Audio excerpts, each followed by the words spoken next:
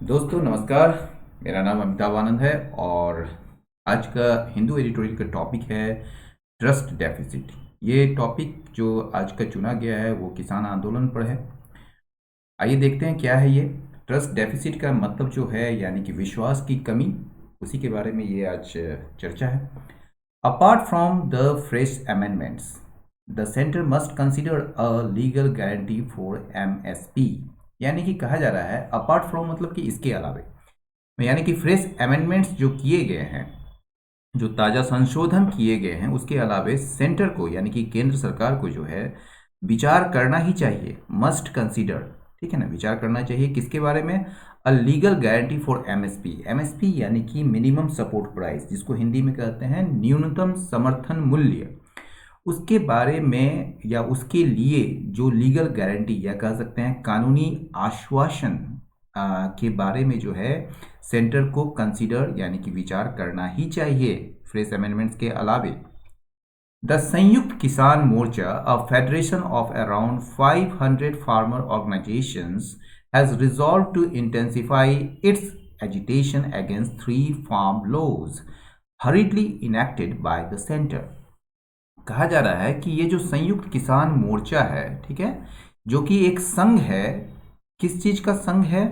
Of around, around मतलब लगभग 500 farmer organisations का, यानी कि 500 जो किसान संगठन है उसका एक संघ है ये संयुक्त किसान मोर्चा।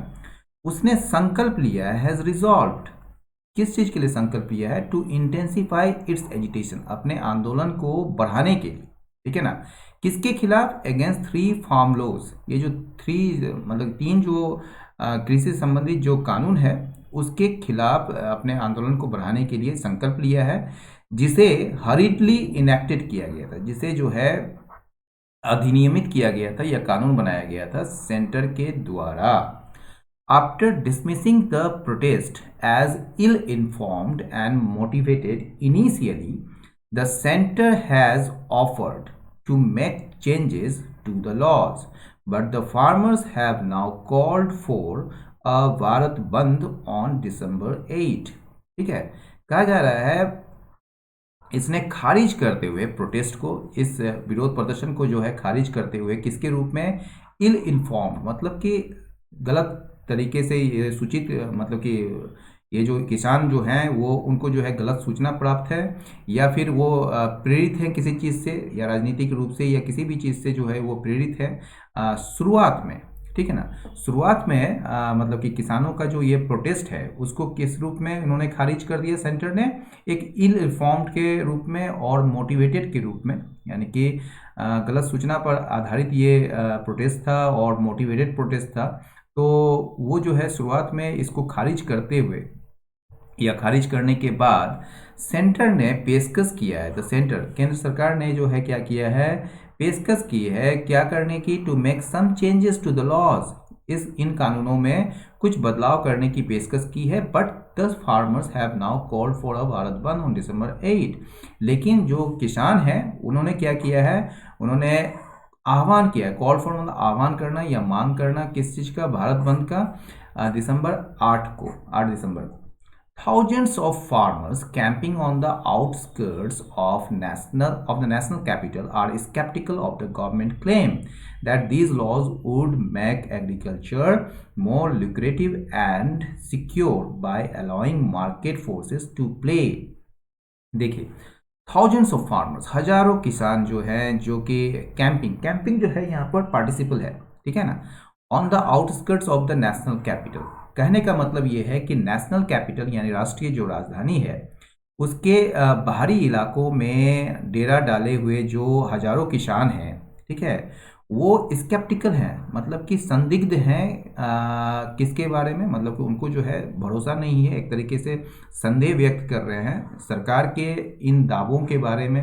मतलब कि उनको संदेह है कि ये दावा क्या है कि दैट दीज लॉज, कि ये जो कानून है वुड मेक एग्रीकल्चर, वो जो है कृषि को क्या बना देगा? ज़्यादा से ज़्यादा लुक्रेटिव, यानी कि बड़ा आकर्षक और लाभकारी, और सिक्योर बनाएगा, सुरक्षित बनाएगा। कैसे? तो मार्केट फोर्सेस को इसमें शामिल करके, कि इस जो एक्टिविटी है उसमें जो है मार्केट फोर्सेस को भी शामिल करके जो है या उसको अनुमति देकर जो है इसको लुक्रेटिव और सिक्योर बनाने का जो क्लेम है गवर्नमेंट का, उसके प्रति जो है हजारों फार्मर्स जो कि अभी डेरा डाले हुए हैं नेशनल कैपिटल के आउटस्कर्ट्स एरिया में, वो उनके प्रति संदेह है, मतलब कि उनके क्लेम के प्रति, सरकार के क्लेम के प्रति। अब क्या है कि द फियर, ये जो डर है, ये जो डर है कि न्यू रेजिम, रेजिम का मतलब क्या हुआ, शासन, या कह सकते हैं जो अभी व्यवस्था आने वाली है या जो व्यवस्था आई है इस कानून की वजह से, ये क्या करेगा, ये जो है डिसमेंटल द सिस्टम, ये सिस्टम को खत्म कर देगा।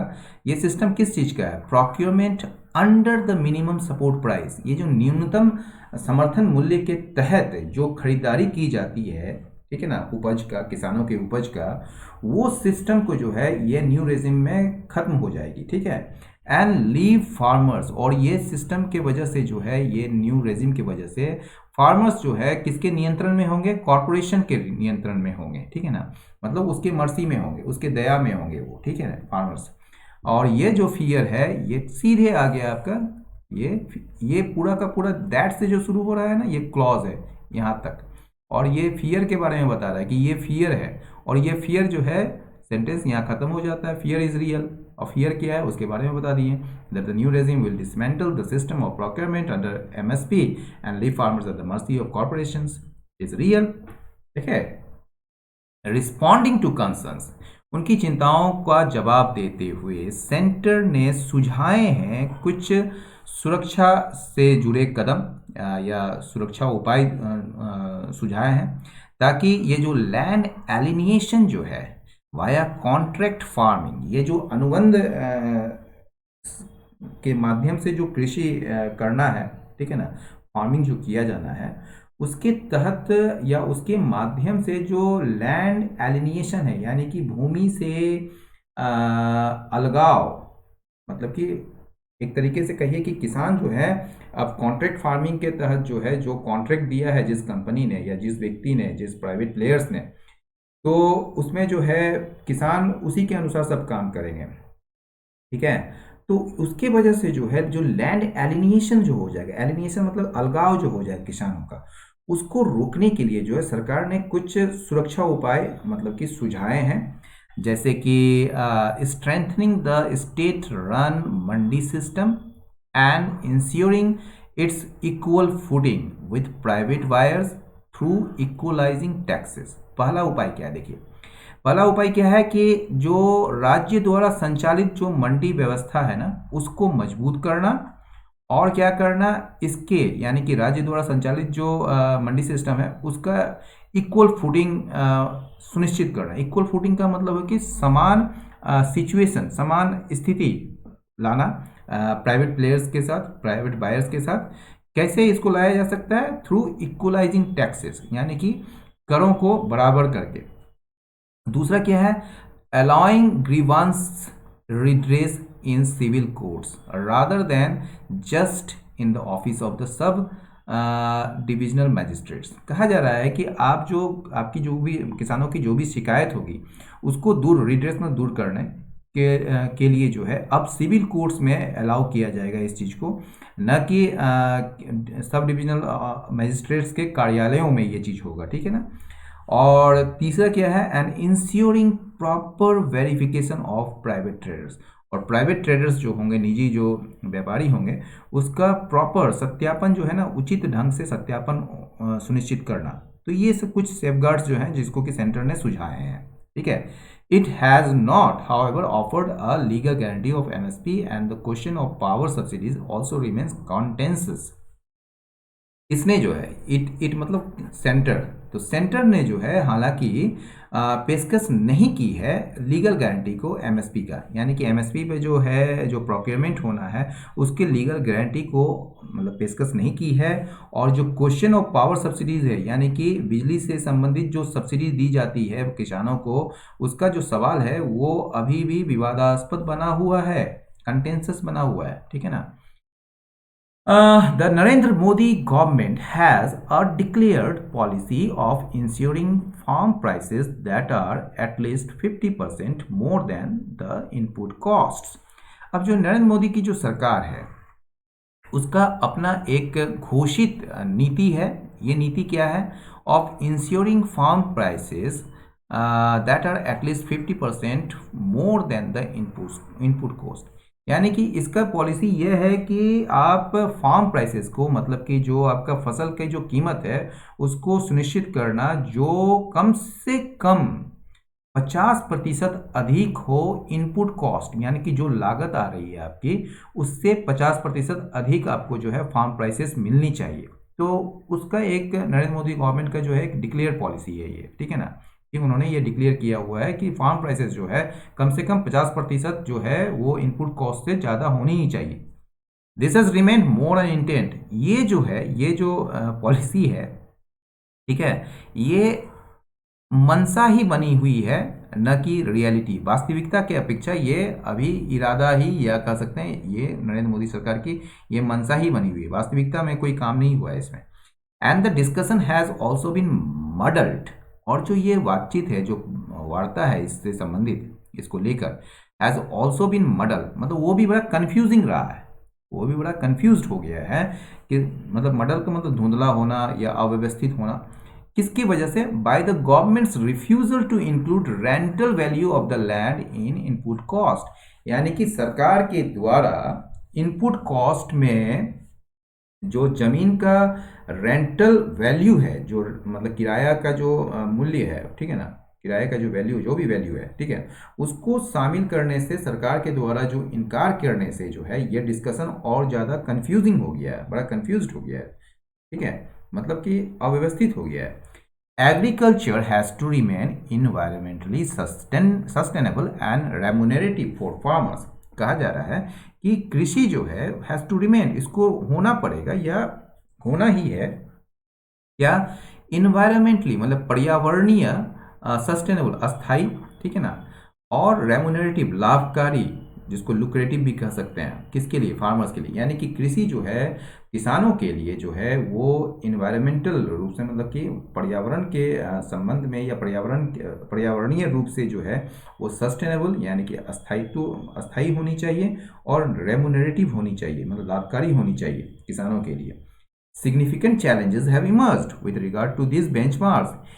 इन बेंचमार्क से, ये जो मानदंड हैं इनके, ठीक है, उनके संबंध में, विद रिगार्ड टू संबंध में कई सारे, मतलब कि एक सिग्निफिकेंट मतलब कि काफ़ी चुनौतियां जो है वो सामने आई है, ठीक है ना, काफ़ी चुनौतियां सामने आई है इन बेंचमार्क्स के संबंध में, इन मानदंड के संबंध में। हालांकि इंडिया जो है, यानी कि भारत जो है, इंश्योर किया है सब्सटेंशियल फूड स्टॉक, एक पर्याप्त फूड स्टॉक को जो है उन्होंने, भारत ने सुनिश्चित किया है। और क्या सुनिश्चित किया है? एन रॉबस्ट डिस्ट्रीब्यूशन मैकेनिज्म, और एक मजबूत, एक बढ़िया जो वितरण प्रणाली को भी इन्होंने मतलब कि भारत ने सुनिश्चित किया है, जो कि पूरे देश में है, या जो पूरे देश को कवर करती है। There is a strong case for reworking the incentive structures and cropping pattern in order to account for changes in water availability and changing dietary requirements. एक बहुत मजबूत केस है, मजबूत तर्क है, किसके लिए? For reworking the incentive structures and cropping pattern. यानी कि जो इंसेंटिव स्ट्रक्चर्स जो होता है, जैसे मान लीजिए कि कोई फसल होती है जो कि एक्चुअल में इंडस्ट्री के लिए लगाया जाता है, तो उससे जो है किसानों को बहुत ज़्यादा फायदा, जैसे मक्का वगैरह जो है वो इंडस्ट्री में काफ़ी खपत होती है, ठीक है ना। तो वो जो इंसेंटिव स्ट्रक्चर्स होता है, फिर जो क्रॉपिंग पैटर्न जो होता है, इसके बाद क्या रोपना है या कि इसके बाद क्या लगाना है, तो एक क्रॉपिंग पैटर्न जो हो या फिर इंसेंटिव स्ट्रक्चर्स हो, उसमें काम करने का ज़रूरत जो है, उसमें काम करने, फिर से काम करने की जो है एक स्ट्रॉन्ग केस है, एक बहुत ज़्यादा मजबूत पक्ष है या तर्क है। ये किसके लिए है? क्योंकि हम लोगों को जो है, जो चेंजेस जो हुए हैं वाटर अवेलेबिलिटी में, और जो चेंजिंग डाइटरी रिक्वायरमेंट्स है, जो बदलते हुए जो आहार आवश्यकता है, और जो पानी की जो कह सकते हैं जो उपलब्धता है, उसमें जो बदलाव हुए हैं, उसको देखते हुए, ठीक है ना, उसको देखते हुए क्रॉपिंग पैटर्न और इंसेंटिव स्ट्रक्चर्स में फिर से काम करने के लिए एक मजबूत तर्क या मजबूत केस है, स्ट्रॉन्ग केस है। ठीक है। The problems faced by farmers, ये जो फार्मर्स के द्वारा, किसानों के द्वारा जो समस्या, किसानों के सामने जो समस्याएं हैं, ठीक है, आर बाय नो मीन्स, वो किसी भी तरह जो है एक ही नहीं है, सेम नहीं है पूरे भारत भर में, but a sense of hostility from the state and market is now pervasive. लेकिन ये जो सेंस ऑफ हॉस्टिलिटी है, ये जो द्वेष की भावना है, या एक तरीके से शत्रुता की जो भावना है स्टेट से, यानी कि राज्यों से, और मार्केट से, बाजारों से, वो पूरी तरह से व्याप्त है, मतलब कि पूरी तरह से लोगों के मन में है, परवेसिव मतलब फैला हुआ है, व्याप्त है। Changes in land acquisition laws and the general thrust towards industrializations, together with the pressure on agriculture subsidies, have increased the feeling of vulnerability of farmers in recent years. अब क्या कहा जा रहा है कि ये जो लैंड एक्विजिशन लॉज में जो बदलाव किए गए हैं, यानी कि भूमि अधिग्रहण कानूनों में जो बदलाव किए गए हैं, और क्या है, एक जनरल थ्रस्ट है। थ्रस्ट का मतलब एक कह सकते हैं जोर या फिर धक्का। तो एक जो सामान्य जोर है किसके प्रति, इन मतलब कि इंडस्ट्रियलाइजेशन के प्रति, यानी कि औद्योगिकरण के प्रति जो एक सामान्य जोर है सरकार की, ठीक है, और जो लैंड एक्विजिशन लॉज में जो बदलाव किए गए हैं, और साथ ही साथ जो है जो दबाव है कहीं ना कहीं एग्रीकल्चर सब्सिडीज़ को लेकर, यानी कि एग्रीकल्चर में जो सब्सिडीज़, एग्रीकल्चर सब्सिडीज़ को लेकर जो सरकार में सरकार की तरफ से जो दबाव है कि वो सब्सिडीज़ को कम किया जाए, तो उसका कहीं ना कहीं एक दबाव है। ये सारे मिलकर जो है ना, ये कहीं ना कहीं जो है बढ़ाया है, have increase the feeling of vulnerability of farmers. ये जो फार्मर्स की जो वनरेबिलिटी है, वनरेबिलिटी मतलब क्या होता है, लाचारी कह सकते हैं, या कमजोरी कह सकते हैं, या फिर अति संवेदनशीलता कह सकते हैं। तो उसकी जो भावना को हो, ये सारी चीज ने बढ़ाया है इन रिसेंट ईयर्स, हाल के वर्षों में। द एब्रप्ट चेंजेस मतलब अचानक जो बदलाव किया गया है इन द सेक्टर, इस क्षेत्र में, ये कैसे हुआ है, brought in through the 3 laws, ये 3 कानूनों के माध्यम से जो लाए गए इन सेक्टर में जो बदलाव हैं, जो अचानक बदलाव हैं, इसने क्या किया है, हैव एग्रेवेटेड, इसने जो है और ज़्यादा खराब कर दिया है trust deficit of the government, यानी कि सरकार में जो ट्रस्ट डेफिसिट है, सरकार की जो ट्रस्ट डेफिसिट, यानी कि सरकार में जो विश्वास की जो कमी है, उसको और ज़्यादा बदतर कर दिया है और ज़्यादा बढ़ा दिया है। The combative attitude of the government and the Bharatiya Janata Party towards criticism worsened it further. ये जो सरकार और भारतीय जनता पार्टी का जो एक कॉम्बेटिव एटीट्यूड है, लड़ाकू मतलब कि हम सहन नहीं करेंगे, ठीक है, तो एकोमोडेटिव नहीं है, कॉम्बेटिव एटीट्यूड है। एकोमोडेटिव मतलब कि बहुत सारे विपरीत चीज़ों को भी जो है आप उसको भी सुनते हैं, उसको समझते हैं, और फिर उसको एडजस्ट करने की कोशिश करते हैं, वो एकोमोडेटिव होता है। लेकिन कॉम्बेटिव में क्या होता है कि नहीं, हम आपका जो है क्रिटिसिज्म सहन नहीं करेंगे, हम आपसे आप आम बोलेंगे तो हम इमली बोलेंगे, आप हाँ बोलेंगे तो हम ना बोलेंगे। तो ये जो कॉम्बेटिव एटीट्यूड है जो गवर्नमेंट का, भारतीय जनता पार्टी का क्रिटिसिज्म के प्रति, इस मामले को और ज़्यादा खराब कर दिया है। Food security is considered a component of national security bye all countries. ये जो फूड सिक्योरिटी जो होता है, खाद्य सुरक्षा जो है, वो माना जाता है एक घटक, इसका नेशनल सिक्योरिटी का, राष्ट्रीय सुरक्षा का वो एक घटक माना जाता है बाय ऑल कंट्रीज, सारे देशों के द्वारा। The union agriculture minister has said, ये जो केंद्रीय कृषि मंत्री जो हैं, उन्होंने कहा है कि government has no ego, government के पास या सरकार को कोई अहंकार नहीं है। The centre must strive for reaching an agreement with the farmers that addresses their concerns, यानी कि केंद्र को जो है वो किसानों के साथ एक समझौते पर पहुंचने के लिए प्रयास करना चाहिए, यानी कि सेंटर को प्रयास करना चाहिए, स्ट्राइव मतलब प्रयास करना चाहिए एक समझौते पर पहुंचने के लिए किसानों के साथ, वो समझौता जिससे कि इनके चिंताओं को दूर किया जा सके। तो दोस्तों, आज का एडिटोरियल वहीं समाप्त हुआ। आप लोग अपने फीडबैक जरूर दें, और लाइक करें, शेयर करें, सब्सक्राइब करें। बहुत बहुत धन्यवाद। नमस्कार।